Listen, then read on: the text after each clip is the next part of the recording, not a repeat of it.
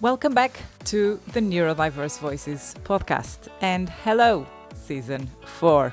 I'm your host, Andrea Costa, and I'm so grateful to have you on that side. Over the past 3 seasons, we've shared honest, powerful, real stories from neurodivergent people, their families, educators, and mental health researchers. And together, we've been part of a growing movement towards understanding, acceptance, and embracing difference. This season, we are going even deeper.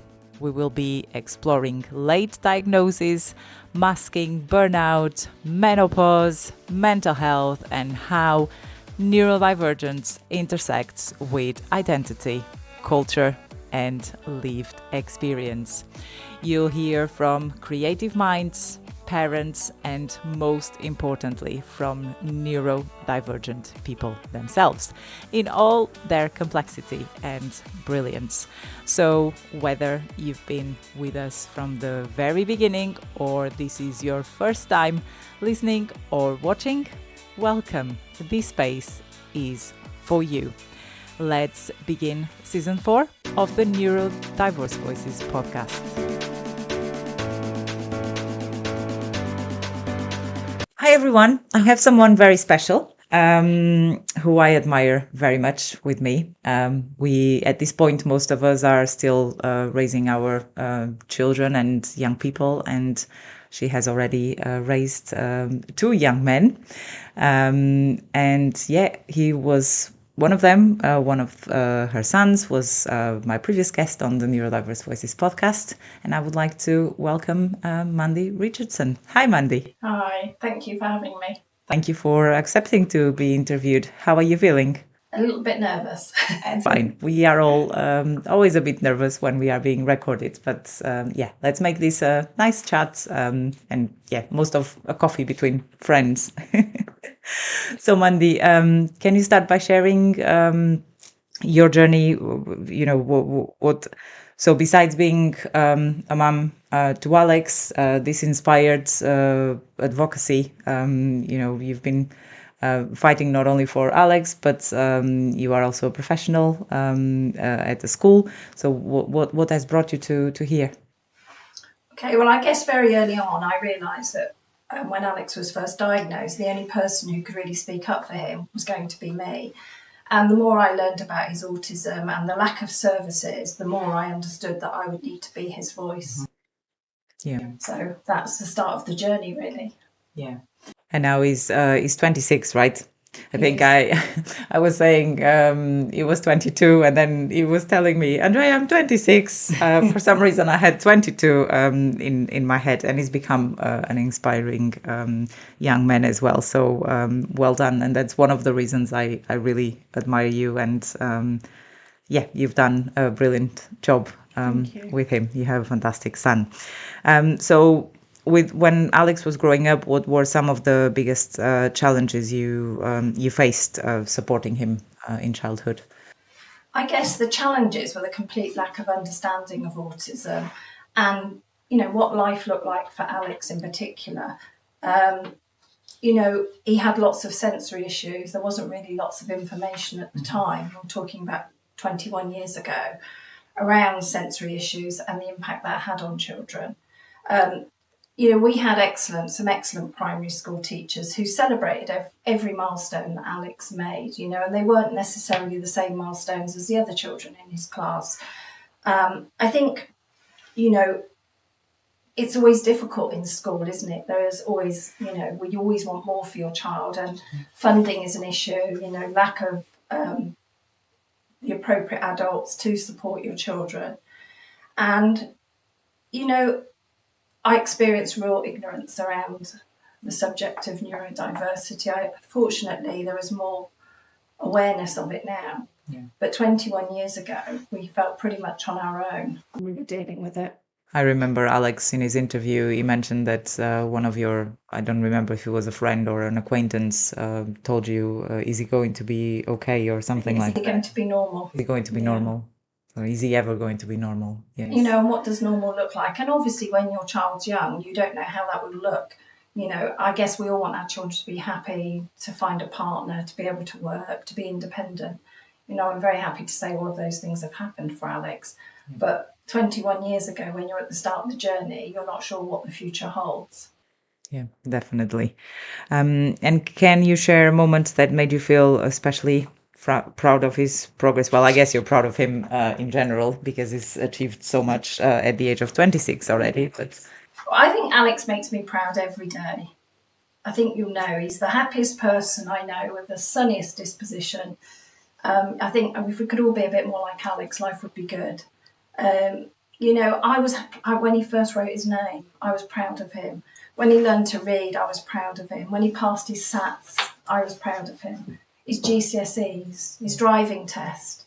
When he became an ambassador for the National Autistic Society, when he went on radio to talk about his autism, he's been on Sky Sports as well, TV.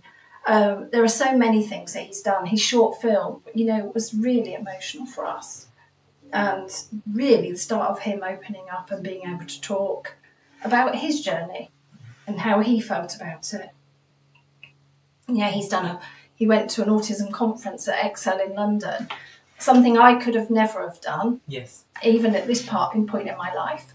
But Alex just said, yeah, I'm going to do it, and did an amazing job. So every day, Alex makes me proud. yeah, he's very brave. Fearless. Yeah, fearless. That's the exact words. Yeah.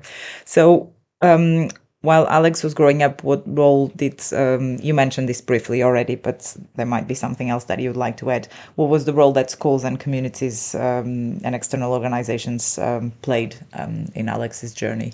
Well, we were very lucky. We managed to find a tutor for Alex from the age of 8, and he had that tutor for 8 years until he left school.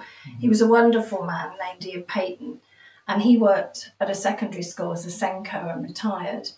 And he truly was amazing. And not only did he help Alex achieve his GCSEs, he gave him life skills. If they would talk through friendship issues, anything he wanted to talk to Ian about, he could, and Ian would advise him and unpick situations with him for Alex to understand them better and understand how to deal with them going forward.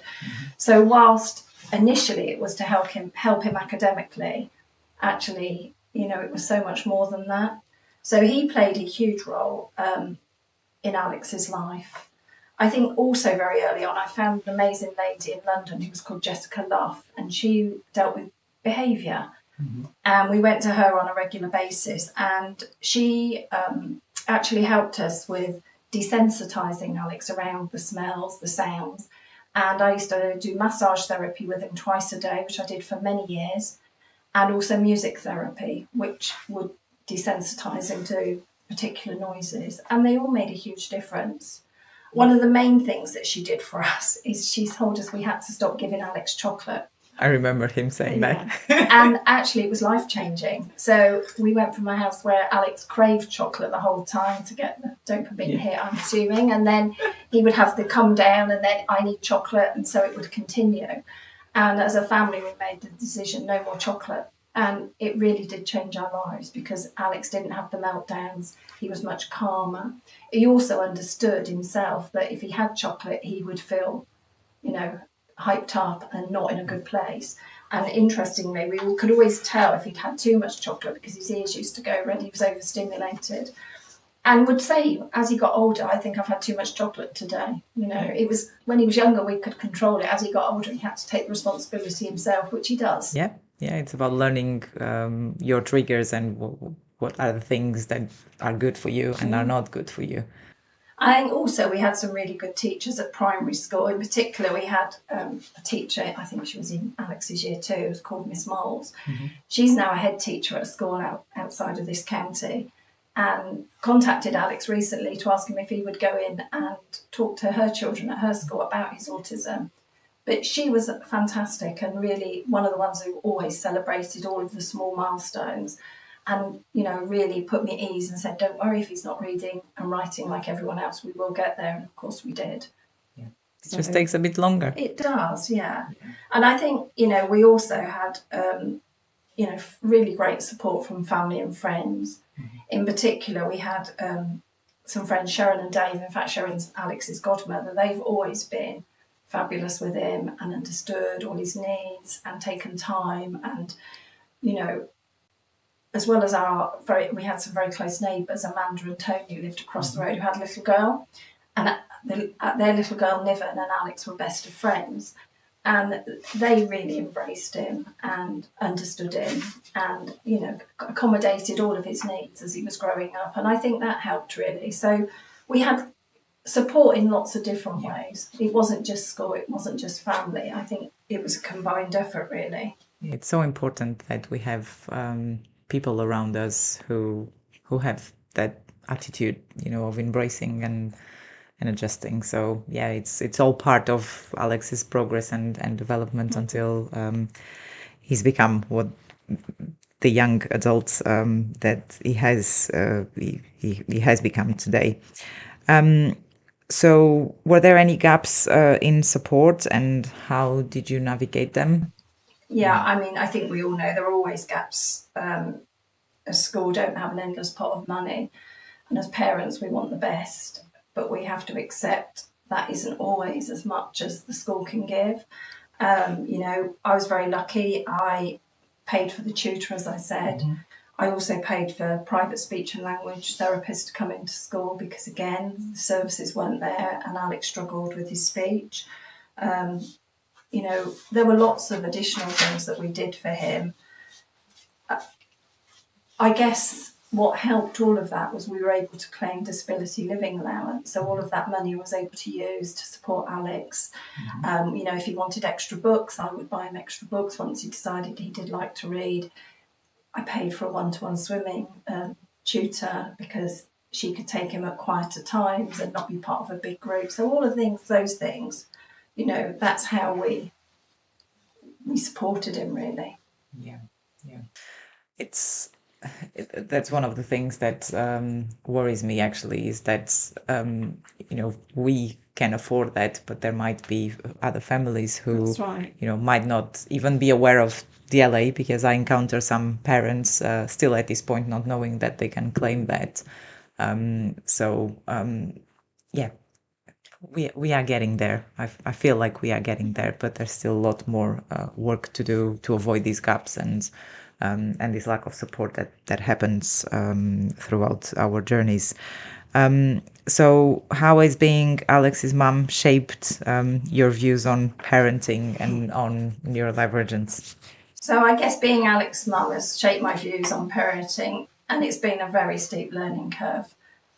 You know, Alex obviously wasn't my first child, and my older son Matt really didn't struggle with anything at school. He was academically, school was very easy for him. So whilst I've never compared them, it was a very different scenario raising Alex. You know, I had to learn to be more patient.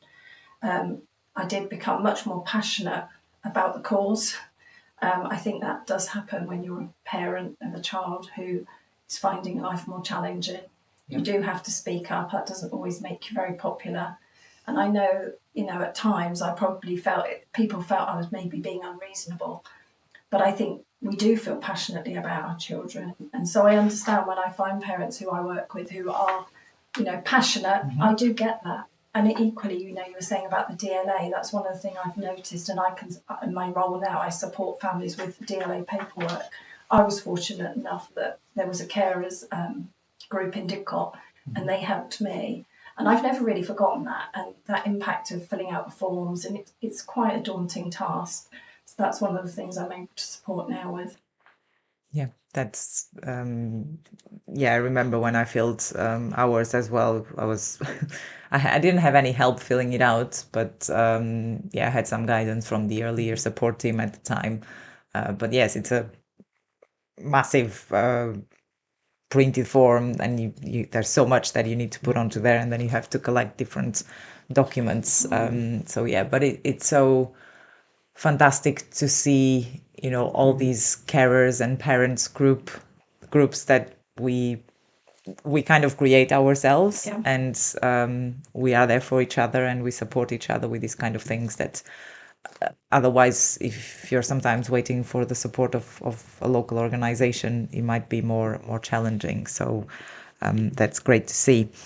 And you work at a school, and it's your professional pathway. So how has your work in the education system influenced you on how you supported Alex? I guess, I mean, I only started working in education when Alex was actually in year 10. Oh, right. So Okay. much Sorry, later my on. bad. I thought. No. Actually, much later on in Alex's journey. Okay. And initially, I worked as a student support manager at a secondary school. Okay. However, I did become a governor at primary and secondary school for Alex. So that, you know, and primarily that was because I wanted to be able to influence policies, and I realised early on that as a parent, when you go in and try to change things, you're just seen as a complaining parent. However, as a governor, you are able to influence or put a point forward to try and change policies. And whilst Alex would have been fine, because I would have always, you know, had my say for him, I realised there were lots of families who didn't have the capacity to do that for their children, and that seemed very unfair. So I wanted to be able to be a voice for those children. Yeah. It's what you're saying. There's many of us who realize how all of this passion, and we just want to fight for everyone and do it together. So in terms of systems, are there any changes you would like to see for neurodivergent young people and students? So speaking about the education context. Yeah, I still think we need better education of staff and pupils. However, we have come a long way in 21 years since, you know, Alex was first diagnosed, but I think there's always room to improve people's understanding of how every child is different. And I think Alex said on his podcast, when you've met one person with autism, you've only met one person with autism. Yeah. So it's understanding that, you know, the differences are vast between them, actually. Yeah. And it still strikes me, actually, that, you know, we are talking about 20 years ago, or between 15 and 20 years ago, and there's been progress, but you would expect that in 15 or 20 years that the progress would have been better and bigger, right? So it's it's quite frustrating, to be honest, that we are still in this situation, and we have so many families having to fight so much for support. So what advice would you give to parents who are at the beginning of their journey? I would say celebrate every small achievement and be the voice that your child doesn't have. You know, stand up, have your say, speak out. I think never give up hope or listen to what people say, you know, particularly negative comments. And I think you mentioned earlier, a friend once asked me if Alex would ever be normal. Well, give me a young man like Alex, any day of the week.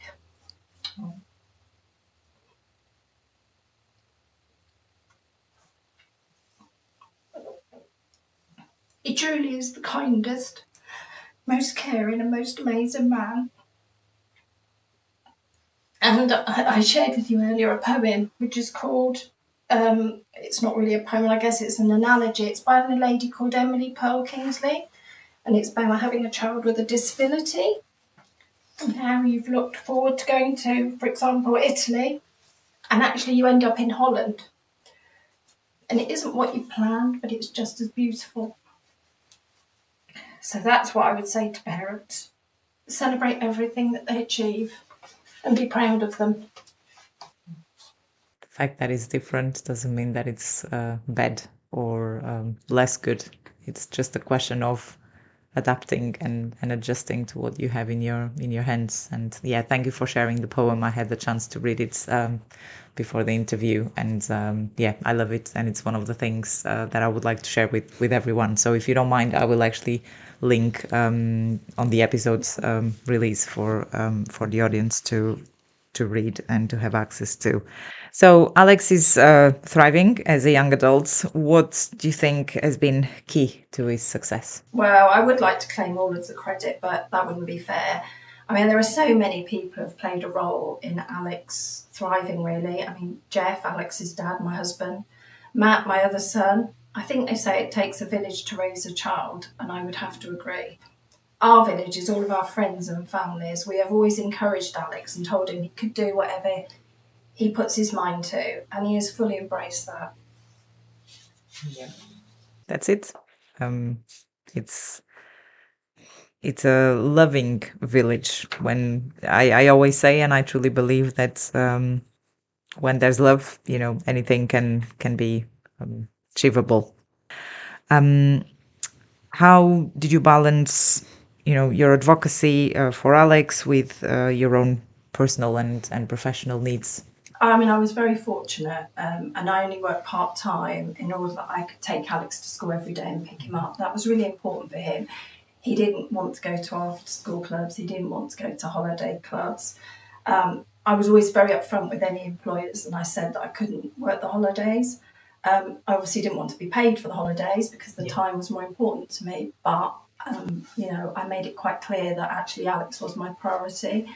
I was very fortunate and never really was out of work. So, it was perfect. I could work during school time and have the holidays off to maintain continuity at home for him.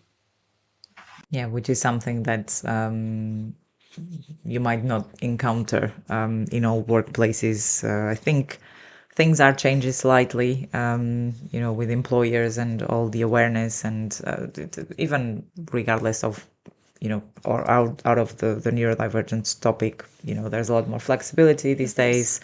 But when you have a child with additional needs, it definitely makes it more important that you have that time for everything, including yourself. I guess for me, the job always had to fit around Alex, and he was my priority. So, it wasn't so important what the job was, more that it would fit in and would give me, some kind of employment. But ultimately, he came first. Yeah, that's it. And what has Alex taught you about life, resilience, or advocacy that you might not have learned otherwise? Oh my goodness, where do I start? Alex has taught me so much about everything. And, even today, this is not really my thing. I find this very difficult coming to talk. And despite my friends would tell you that I do love to talk, but doing it on camera or recording is really, really difficult and completely outside of my comfort zone. However, I've always told Alex that he can do anything he puts his mind to. He's done this, he's been on radio, he's been on television. So it's now really difficult for me to say, I'm not going to do it. Alex has also shown me that no matter what happens, you just need to keep smiling and to be positive and to look for the good in everything. Yeah, and he's celebrate the small milestones. He's been a real inspiration. Yeah, he's the real proof of that because he always has a smile on his face, which is amazing. And what are your hopes for his future, and what's next in your advocacy or professional journey? For Alex, I just want Alex to be happy. I hope that he will be independent enough to leave home at some point, maybe in the next couple of years. He has a wonderful girlfriend, Jess, who we absolutely adore. I hope they'll get married and have a family sometime in the future. As for Alex and work, I think finally he's found his tribe. He's found a group of people who understand him, who accept him, who help him and support him. And in fact, they've actually asked him to be an autism champion, which is, phenomenal, really. This is a boy that when he was at primary school couldn't stand up and speak in front of the assembly or even join in the assembly. Here he is now speaking out and being an advocate for autism. I guess, he's very passionate about his autism, so he can advocate for himself going forward, which I think is a good place for us to be. I'm sure there'll always be times when he needs support, and those change. You get to a place and you think it hasn't needed any support for a while, and then there'll be a situation will occur and you do need to support, even if it's only to give him the advice for him to then go and challenge. But he will always come and ask us. Unfortunately, his brother knows him very well too. So if he doesn't come to us, he would go to his brother or even to his girlfriend and ask her. Yeah, we always have that safe space and the safe people to go to and ask for help if he needs to. And yeah, I absolutely agree. I've done a few collaborations with Alex, the live on Facebook, which was, I think, the first time for both of us as well. I think it was being braver than myself, and eventually we managed. And he also came to school with me to speak to the children, and it was really good to see the curiosity of children and the way he was naturally, just being himself and telling them what it's like to be autistic. So yeah, again, Alex, I'm your number one fan. And I think he really enjoyed going to school. He said that one of the questions somebody had asked was, do you wish you didn't have autism? Yes. And he said, no, I like it. I like who I am. Yeah. Which is great. He embraces it. And I think part of that is when he was growing up, we talked about it being a difficulty or a different ability, not a disability. And I think Alex fully embraces it. He's not embarrassed to talk about it. He's proud. Yeah, he's very proud. Proud of it. Which is a good place to be. Yeah, definitely. And now let's focus a bit more on you as a person, because you are a parent, but there's a lot more. I think we tend to let our children define us quite a lot when we are in this position. So who is your biggest support on your journey? Oh, my husband, really, Jeff. Alex's dad. He's put and he has supported Alex in so much over the years. He really has understood him. Jeff has always said that we need to play to Alex's strengths. So, and that's absolutely true. Alex doesn't like being late. So, we've had to make sure. Jeff is very punctual, but I've had to adjust and make myself better organised. I've had great support from friends. My two sisters. My dad, when he was alive, was incredible. He really understood Alex, and Alex never wanted to get into trouble. So he was always good at school. We never had any problems with his behaviour. But his idea of being naughty would be to have a food fight with Grandad in the garden, or to have an egg fight where he'd smash eggs on my dad's head. So my dad would indulge him and let him do those things. And to Alex, that was his way of being naughty when he was little. So I think we've had lots of support. But yeah, most importantly, I think, great friends, great family. And, I've definitely shared laughter and a lot of tears over the years about Alex. Yeah. It's a roller coaster, isn't it? It is a roller coaster. Yeah. And how do you treat yourself with regards to your well-being? So the things I like to do is, for a long time I played netball. I played netball for 32 years, and that was something that I always went to every week. And Jeff babysat so that I could go out. That's amazing. So that was really important. And then when I retired from netball, I took up Zumba, and more recently I've taken up yoga. And I do yoga on a Friday, so that's great. That's my one thing that I like to do. Yes, absolutely. Yeah. And yoga is amazing. It's so beneficial in many aspects for you. And who would you say is your biggest inspiration? Oh, Alex. It's easy. Me every day to be a better mum and to see the joy in all things in the world. Yeah, even when everything might feel or sound very dark, there's always a light, and yeah, Alex is definitely a light.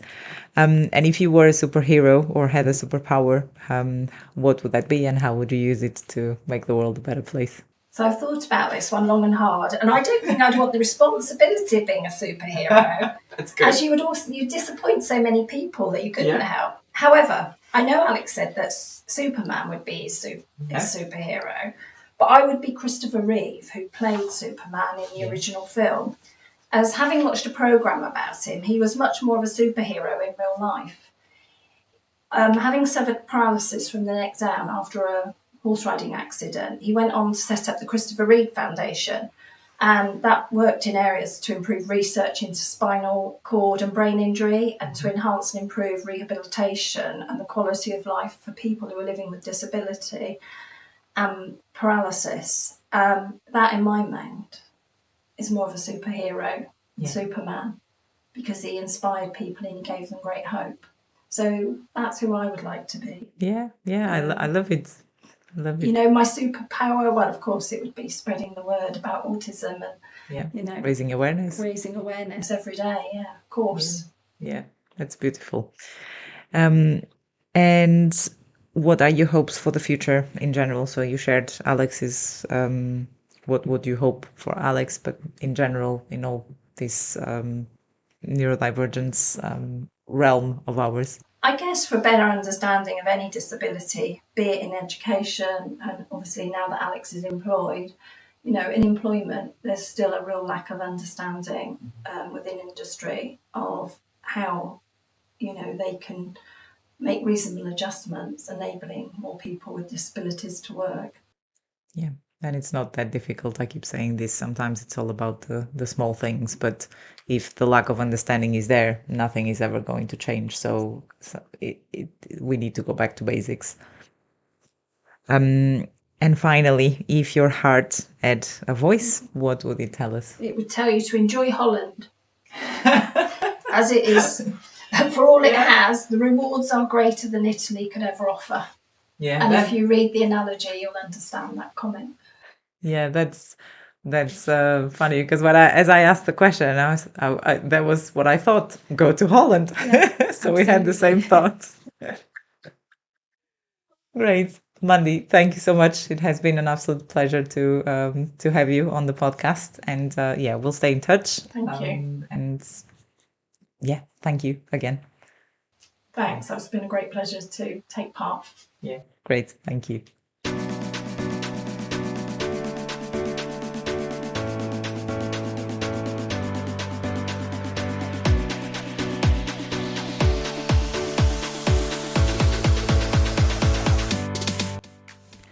Thank you so much for listening or watching this episode of the Neurodiverse Voices podcast.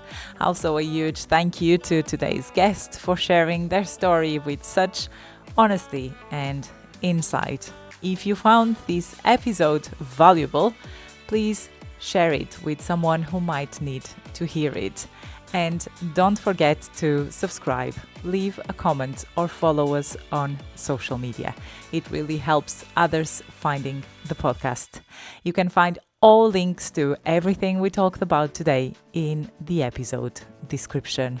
This podcast is about connection, community, and change. So let's keep the conversation going. Until next time, take care, be kind to yourself, and keep embracing difference.